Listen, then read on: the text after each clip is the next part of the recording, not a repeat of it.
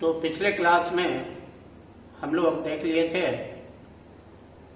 कि gravitational force और कूलम्बियन force में क्या डिस्टिंक्शन है वो देखे थे। उसके पहले हम लोग देख लिए थे कूलम्ब्स लॉ को वेक्टर फॉर्म में, और ये दिखाए थे Q1 और Q2 दो चार्जेस का प्रोडक्ट जब ग्रेटर देन जीरो होता है यानी पॉजिटिव होता है तब फोर्स का नेचर कैसा होता है। फिर जब दोनों का प्रोडक्ट नेगेटिव होता है यानी लेस देन जीरो होता है तब फोर्स का नेचर कैसा होता है, ये देखे थे। और ये देखे थे limitations of Coulomb's law. Coulomb's law का लिमिटेशंस क्या है जो कि एग्जाम में जनरली पूछता है। उसके बाद देखे थे फोर्स का, इलेक्ट्रोस्टैटिक फोर्स का नेचर क्या है। जैसे बताए थे कि कंजर्वेटिव फोर्स है या इलेक्ट्रिक फोर्स है और या सेंट्रल फोर्स है, इस सब के बारे में देख लिए थे। अब हम लोग नेक्स्ट क्लास में ये देखेंगे कि इलेक्ट्रोस्टैटिक फोर्स को पोजीशन वेक्टर के टर्म में देखेंगे। अब ये पोजीशन वेक्टर क्या है इसको हम लोग अभी बताएंगे कि पोजीशन वेक्टर क्या होता है। ऐसे पोजीशन वेक्टर को 11th क्लास में ही बच्चों को जानना चाहिए, लेकिन फिर भी यहाँ से हम थोड़ा सा डिस्कस कर देंगे। कोई टेंशन लेने की जरूरत नहीं है। सब जैसे क्लास में आप लोग नोट्स कॉपी निकाल के नोट्स करते हैं उसी तरह से नोट्स करेंगे और अच्छी तरह से इसको पढ़ेंगे। तो हम लोग स्टार्ट करते हैं कूलम्ब्स लॉ को, ये इलेक्ट्रोस्टैटिक फोर्स को वेक्टर फॉर्म में, वेक्टर फॉर्म में नहीं पोजीशन वेक्टर के टर्म में।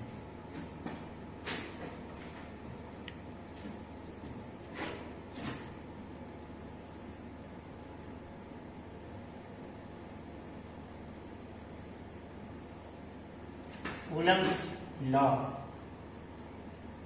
या फिर electrostatic force, electrostatic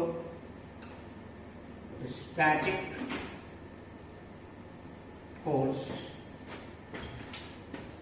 in terms of position vectors, position vector,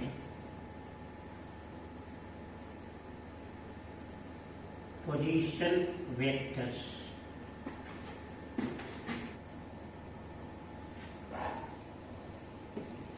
भाई यहाँ पर हम पहले कोऑर्डिनेट एक्सिस खींचे, ये कोऑर्डिनेट एक्सिस हो गया, ये हुआ एक्स एक्सिस, ये वाई एक्सिस, और इस एक्स वाई प्लेन में दो पॉइंट चार्जेस है, ये दो पॉइंट चार्जेस हैं।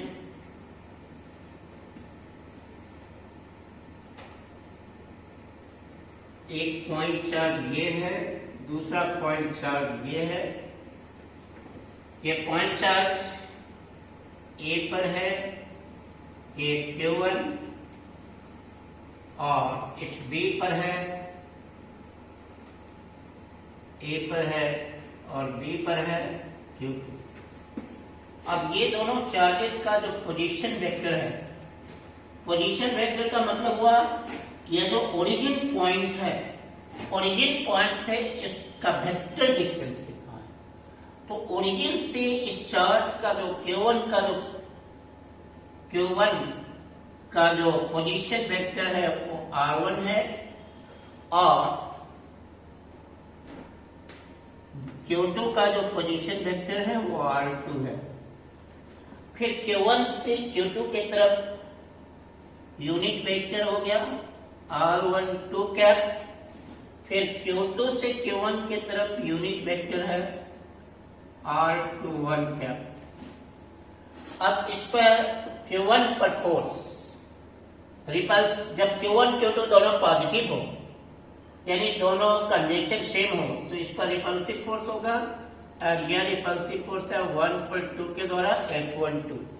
फिर Q2 पर Q1 के द्वारा रिपल्सिव फोर्स है ये F21। अब इसको हम लोग पोजीशन वेक्टर के टर्म में लिखेंगे, दिखाएंगे। और ये पहले हम लोग देखें from Coulomb's law, from Coulomb's law, F12 1 पर Q1 पर Q2 के द्वारा force F12 is equal to 1 by 4 pi epsilon not और Q1 into Q2 by R square into vector form में है तो इसको यूनिट वेक्टर से मल्टीप्लाई कर देंगे क्योंकि डायरेक्शन इसका Q2 से Q1 के तरफ है, इसलिए यूनिट वेक्टर हो गया R21 कैप। इसको फिर इस तरह से लिख सकते हैं कि F12 is equal to 1 by 4 pi epsilon not और Q1 into Q2 by R cube.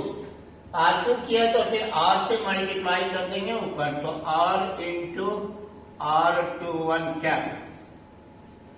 अब इसको लिखा जा सकता है F12 is equal to 1 by 4 pi epsilon not into Q1 into Q2 divided by R cube into R को R21 से multiply करेंगे तो यह वेक्टर बन जाएगा R21 वेक्टर। अब ये R21 वेक्टर को triangle law of vector addition से, triangle law of vector addition से, okay, from triangle law of vector addition this R2 ये जो हो गया OB plus BA, OB plus BA is equal to और ये Q1 Q2 के बीच का डिस्टेंस है R, Q1 और Q2 के बीच का डिस्टेंस है R, तो OB plus BA is equal to OA vector और इसको हम लिख सकते हैं BA vector is equal to OA vector minus OB vector.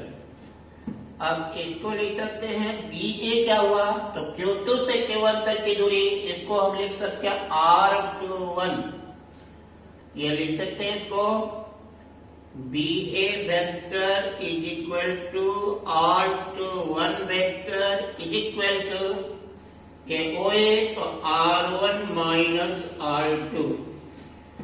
Therefore, BA का मॉड अगर निकालेंगे तो mod of BA is equal to R21 का mod is equal to R1 minus R2 का मॉड। अब इसका मॉड निकालने पर वेक्टर साइन हट जाएगा, Therefore हम लिख सकते हैं इसको और इस तरह से लिख सकते हैं कि BA का mod is equal to R21, mod vector sign हट गया, यही R21 लिखें चाहे R12 लिखें, बीच का डिस्टेंस तो R ही रहेगा, इसको लिख सकते हैं R is equal to R1 minus R2।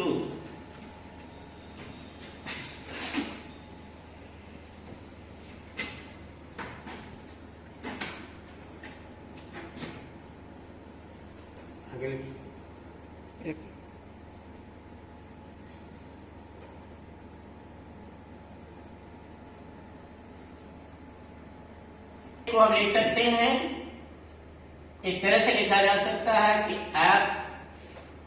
F12 is equal to ये हो जाएगा 1 by 4 pi epsilon not into Q1 into Q2 divided by R cube को हम लिख सकते हैं R1 माइनस R2 के मॉड का क्यूब। तो यहां निकाल दिए हैं R2 माइनस, यहां ले दिए हैं R2 माइनस R का वैल्यू R1 माइनस R2, इसलिए R ऊपर में है R21 वेक्टर, R21 वेक्टर को लिखा गया है R1 माइनस R2, इस तरह से लिख सकते हैं।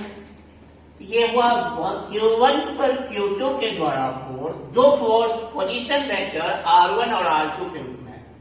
सिमिलरली ठीक इसी प्रकार से लिखा जा सकता है। सिमिलरली